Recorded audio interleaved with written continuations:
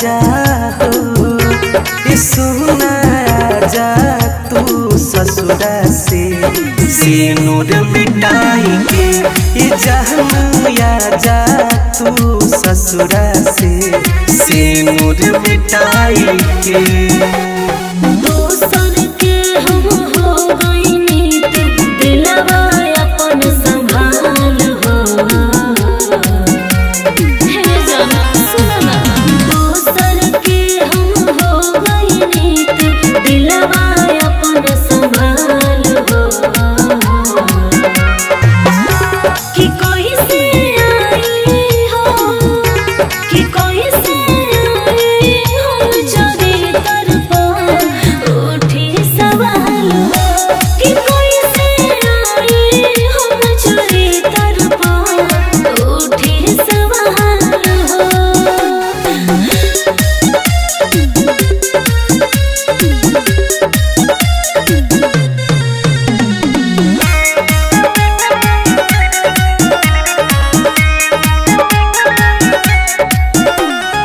महत से पहले महत तू दिहलू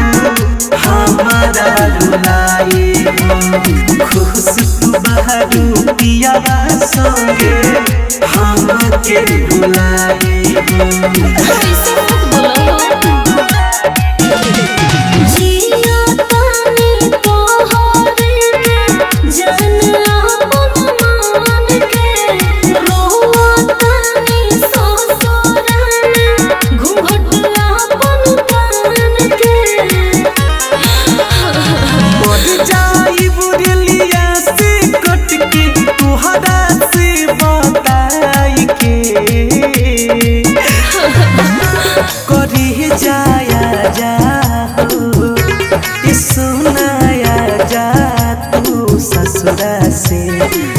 नूर मिटाई के कि कोई से आई हम ससुरा से नूर मिटाई के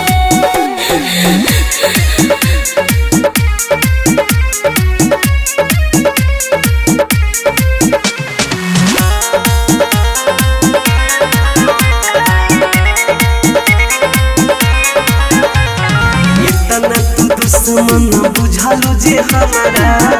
कुछ न बताए होती भी मुसारा करवा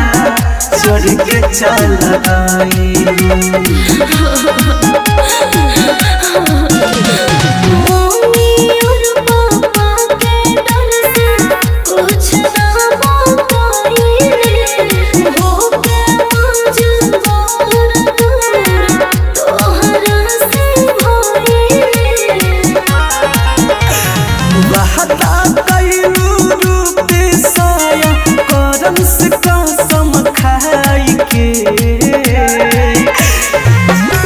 करी जाया जा हो सुना जा तू ससुरा से नूर मिटाई के कि कोई से आई हो